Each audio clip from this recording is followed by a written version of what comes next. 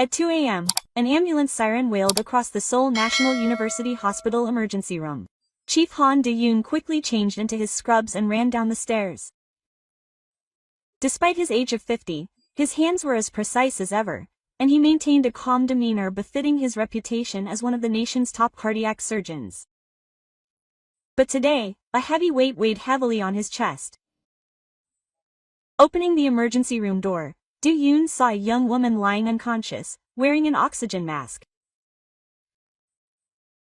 Her face was pale, an old watch on a slender wrist, and her blood-stained social worker ID card dangling from her chest.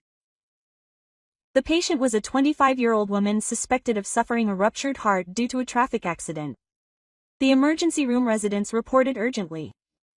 Her blood pressure was dropping and her heart rate was unstable. She needed immediate surgery. Do-yoon checked the patient's pulse with his deft hands, assessing his condition. The moment he placed the stethoscope on his chest, an irregular heartbeat was heard. The situation was dire. But at that moment, Do-yoon's hands trembled slightly as he closely examined the patient's face. Something felt familiar, but in an emergency, such feelings could only be suppressed. Take him to the operating room immediately. Do-yoon's voice was as calm as usual, but a sense of unease crept within him. The moment he took the chart the nurse handed him in the hallway leading to the operating room, Do-yoon's steps stopped completely. The patient's name was Han Seo-hyun. The guardian was Kim Young-ya. Kim Young-ya. Those names were etched into Do-yoon's mind, and memories from 25 years ago came flooding back. He was a third-year medical school student, and Kim Young-ya, the daughter of a poor family who ran a noodle shop in the market, had loved each other deeply, but they had to give up on each other due to their family's opposition and the obstacles of reality. Looking at the guardian's contact information on the chart, their ages were similar. Do-yoon's hands began to tremble. Could it really be Young-ya? And could this child be her? Do-yoon shook his head hastily. Now was not the time for such thoughts. At the operating room door, Do-yoon paused for a moment and took a deep breath. With 25 years of experience and skills, he had to save this child. Meanwhile, at the reception desk on the first floor of the hospital, Kim Young-ya, who had rushed over, was gasping for breath, waiting for news of her daughter. 55-year-old Young-ja ran a noodle shop in the market, working in the sweltering heat all day. She received a sudden call and rushed to the hospital, unable to even take off her apron. Her fingernails still bore the marks from chopping radish, and her worn, grease-stained sneakers bore the brunt of the arduous 25 years of raising her daughter alone. Young-ja's mind lingered on the last phone call she had with Seo-yeon that afternoon. "Mom, I'll be late for the case management meeting today. Did you have dinner?" Quote. The image of her daughter, bright as ever, asking how she was doing, was vivid. Back then, she'd never dreamed something like this could happen. "Are you patient Seo-yeon Han's guardian?"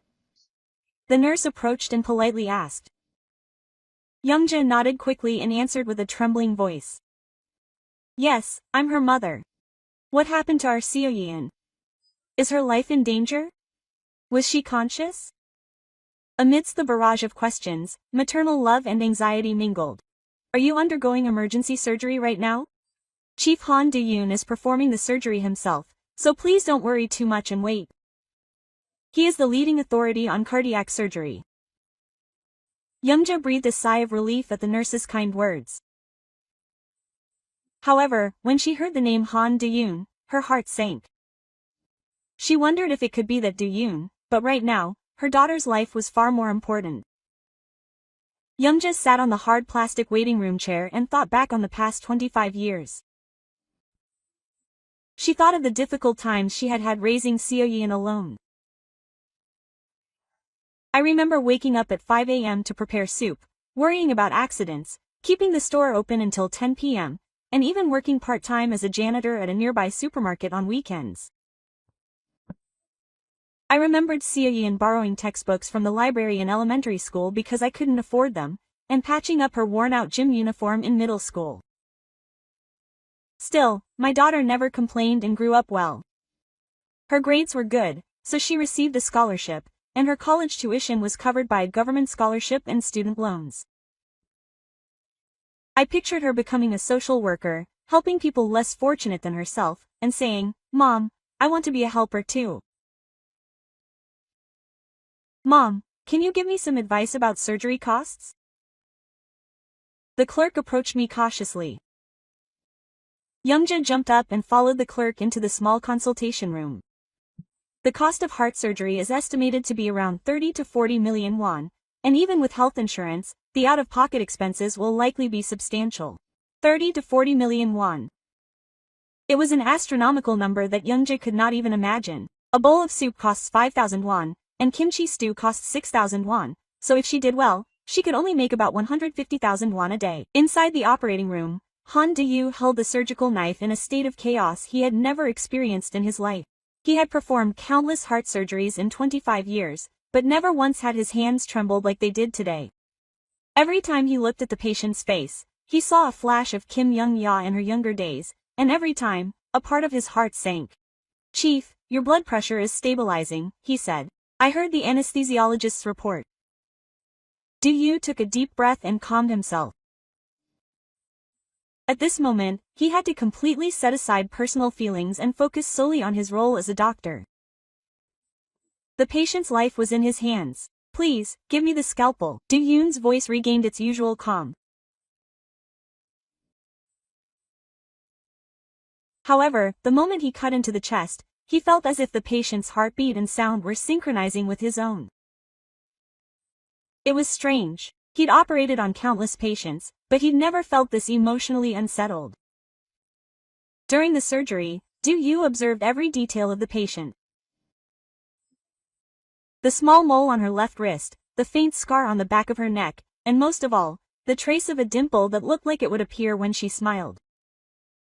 Everything felt strangely familiar, as if he'd known her for a long time. The bleeding had stopped, and her heartbeat had returned to normal.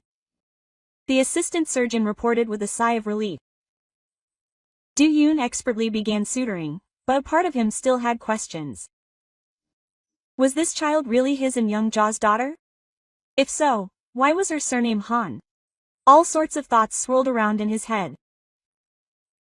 When the 3-hour surgery was over, Du-yoon took off his mask and sighed deeply. The surgery was a success. But the look in his eyes as he looked at the patient lying on the operating table was different than usual. There was something deeper than the simple doctor-patient relationship. "Chief, that was truly an amazing surgery. You've completely recovered from that condition." Quote. The residents exclaimed in admiration, but Du-yoon couldn't quite hear them. He examined the patient's face again closely. Looking at Han Seo-yeon's face as she was moved to the recovery room, Du-yoon felt a gut feeling bordering on certainty. This child was undoubtedly his daughter. The contours of her face, the shape of her eyebrows, even her sleeping expression, were so similar to his own as a child. And most of all, the name, Kim Young-ya, and even her age were all the same. Du-yoon sat in the recovery room chair, watching the patient, overcome with a mixture of emotions. Joy, guilt, longing, and fear all came crashing down. He didn't know what to do when faced with this child, who could have been his daughter after 25 years. As a doctor, he had saved her, but as a father, he had done nothing. Tears welled up into Yoon's eyes, and he quickly turned his head away to hide his emotions. 2 days after the surgery, Kim Young-ya was contacted by Won Mook and the staff and visited the hospital. It was to solve the problem of surgical expenses. Youngja hadn't slept properly for the past 2 days, searching everywhere for a place to borrow money, but couldn't find a suitable solution. Finally, as a last resort, she was looking into loan sharks. "Mom, I have good news," Won-mook and the staff member said brightly. "You've been selected for the hospital's sponsorship program, so most of the surgery costs will be covered. You only need to pay about 1 million won out of pocket." Quote. Youngja asked in surprise, "What do you mean? We didn't even apply for sponsorship. Director Han Du-yoon personally recommended him. He said the patient worked as a social worker and helped many people in need. That's why the hospital decided to provide special medical expense support." As she listened to the staff member's explanation, Youngja's feelings became complicated. She felt grateful, but at the same time, something was off. Youngja decided to go see Han Do-yoon right away. The moment she knocked on the door to the department head's office and entered, her heart sank as she saw Do-yoon's face for the first time in 25 years. Time had passed, but he still looked the same. But Youngja suppressed her emotions and spoke calmly. "Director, thank you so much for performing my daughter's surgery. Oh, yes, the patient's condition has improved significantly. She will be born soon." Quote. Do-yoon recognized Youngja, but he couldn't bring himself to speak. It was awkward, pretending not to know each other while recognizing each other. "But I will politely decline your offer to help with the medical expenses," Youngja firmly declared. Do-yoon was taken aback. "Why? The patient has done so much volunteer work as a social worker, so she deserves it." Quote.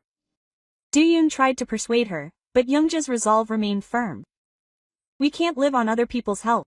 That's how it has been, and it will continue to be that way." Quote. Youngja placed the envelope of cash she had prepared on the desk. "This is for this fee for now.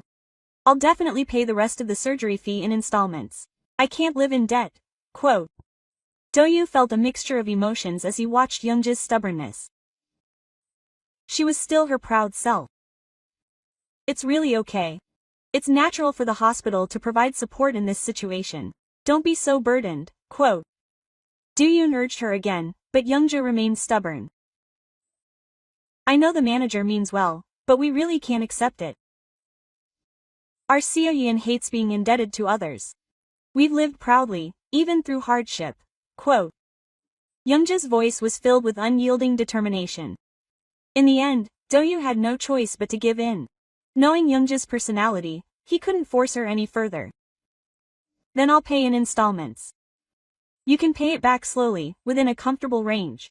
Youngja shook her head, dismissing Do-yoon's consideration. "No, just accept a fair interest rate. That's how I feel at ease." Quote. Do-yoon sighed deeply as he watched Youngja leave. He desperately wanted to help, but he couldn't hurt Youngja's pride. That was how he truly knew her. A few days later, Jung Hae-sok, Do-yoon's father-in-law and hospital director, came to his office. In his mid-60s, Jung Hae-sok had an even sterner expression than usual. "Do-yoon, let's talk for a moment." A heavy voice filled the office. "Yes, Chairman." Do-yoon stood up and greeted her politely, but a sense of unease crept up inside him. He had a feeling that perhaps they were talking about Seoyeon and Youngja. "A patient named Han Seo-hyeon," Jung Hae-sok said bluntly. "The General Affairs Department reported that I've been paying special attention to her. Furthermore, I personally recommended medical expenses support." Quote. The chairman's sharp gaze at Do-yoon seemed to indicate he'd already figured it out. Do-yoon tried to maintain his composure. The patient had contributed significantly to society as a social worker, so he thought it would be best to offer help at the hospital level. However, Jung Hae-sok's gaze grew sharper. "Do-yoon, don't try to fool me," Jung Hae-sok said, leaning back in her chair. "The patient's mother's name is Kim Young-ya. The woman I dated when I was in medical school. Did you think I didn't know? I've finally found out." Quote. Do-yoon's face paled for a moment. "Chairman." Do-yoon tried to speak, but Jung Hae-sok raised her hand to stop him. "Is that child my blood?" It was a direct question. Do-yoon remained silent for a moment.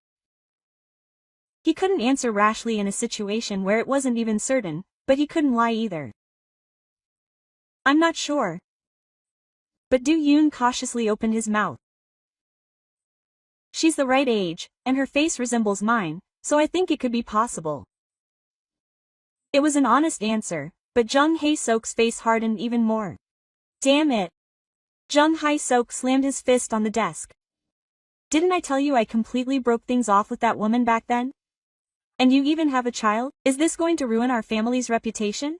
Quote. He began to grow angry, his voice rising. "Chairman, it's not certain yet." Do-yoon tried to calm him down, but Jung Hae-sok's anger didn't subside easily. "I'm not sure." "Then find out for sure." Quote. "Do a DNA test or something to find out for sure," Jung Hae-sok's voice was commanding. "But the patient and her mother might not want that." Do-yoon spoke cautiously, but Jung Hae-sok had no intention of listening. I'll handle it myself. What matters is our family's honor. What if she really is my child? Quote. Do-yoon couldn't answer. Honestly, he didn't know what to do. As a doctor, treating the patient was enough, but if she really was his daughter, he was at a loss as to what role he should play as a father. Listen carefully, Do-yoon, Jung Hae-sok said in a gentle, threatening voice. If that child really is my blood, never admit it publicly.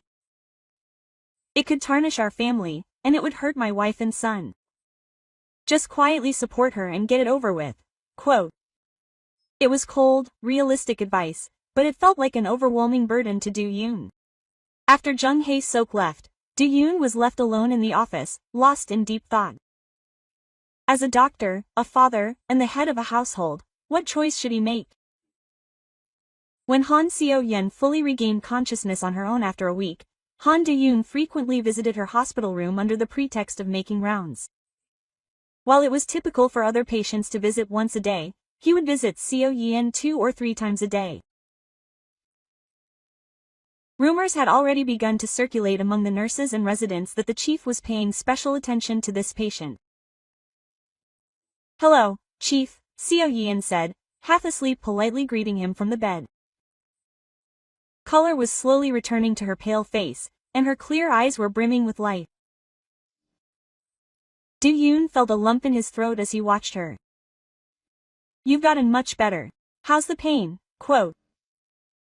Do-yoon asked, looking at the chart, but in truth, his interest went beyond that of a medical professional.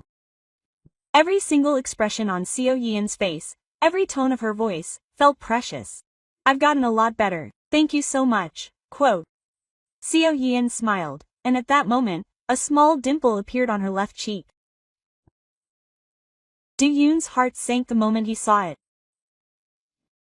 It was the same shape as his own dimple, which appeared every time he smiled in the mirror as a child. Chief, are you okay? Seo-yen asked with a worried expression. She noticed Do-yoon suddenly staring blankly at her. Oh, yes, I'm okay. Quote. Do-yoon quickly regained his senses and organized the chart.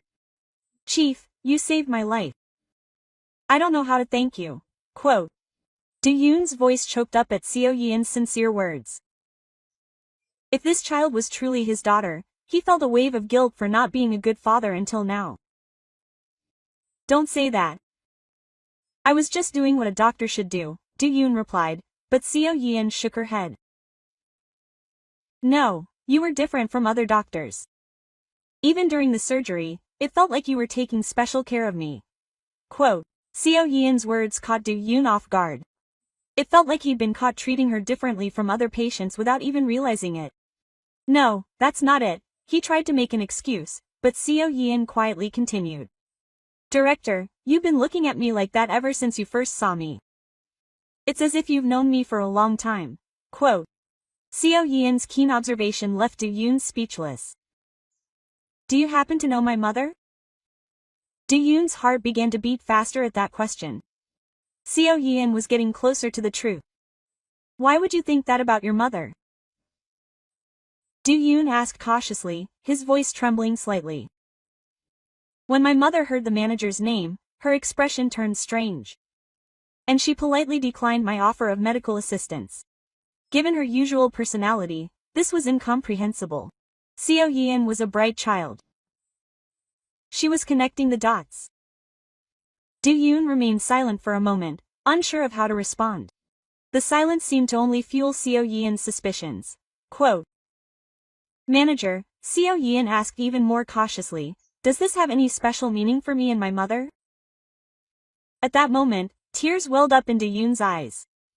He felt he couldn't hide them any longer, but at the same time, his father-in-law's warning and his sense of responsibility for his family were holding him back. Quote. No, it's not like that.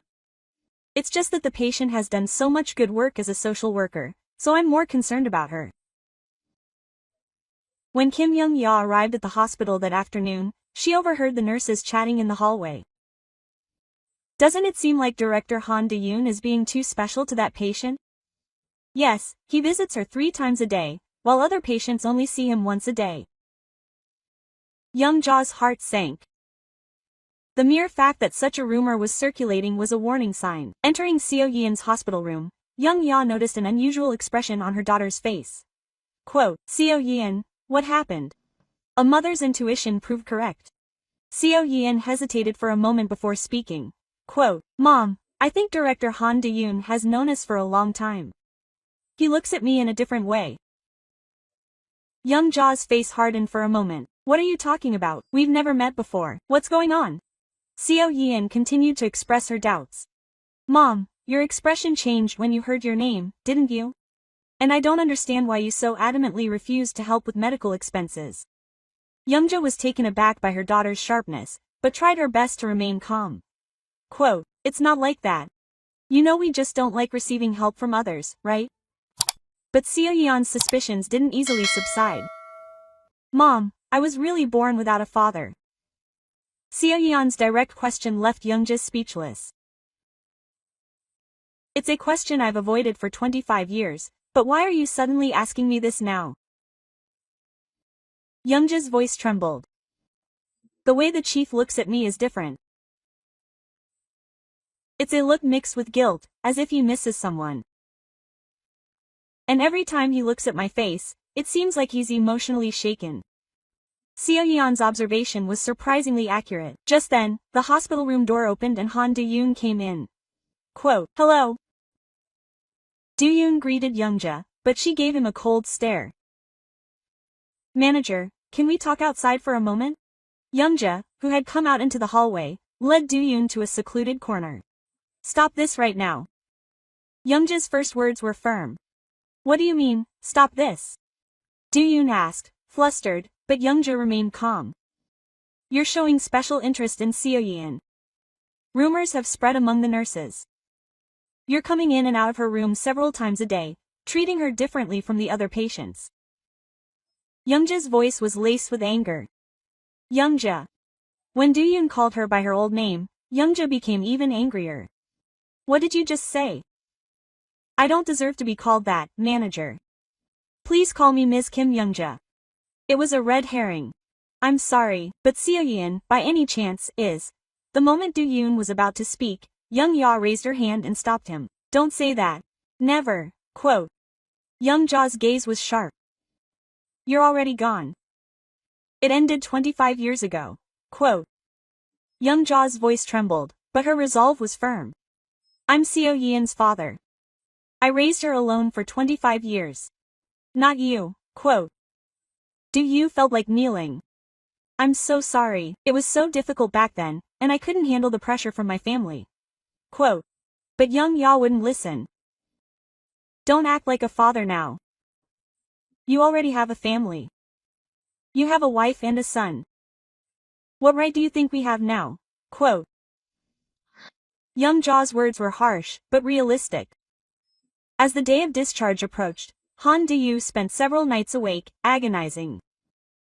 He was deeply conflicted between Youngja's stern warnings, his father-in-law's pressure, and his own sense of responsibility for his current family. The more certain he became that Seo Yeon was likely his daughter, the wider the gap between his role as a father and what he could realistically fulfill felt. On the morning of her discharge, Do-yoon visited Seo Yeon's hospital room one last time. Seo Yeon had already finished preparing for discharge and was packing up her belongings with her mother. Thank you, Director, Seo Yeon said with a deep bow. Thank you, sir, I am alive again. I will work harder from now on, helping those in need. Quote. Do-yoon's heartfelt words choked him up.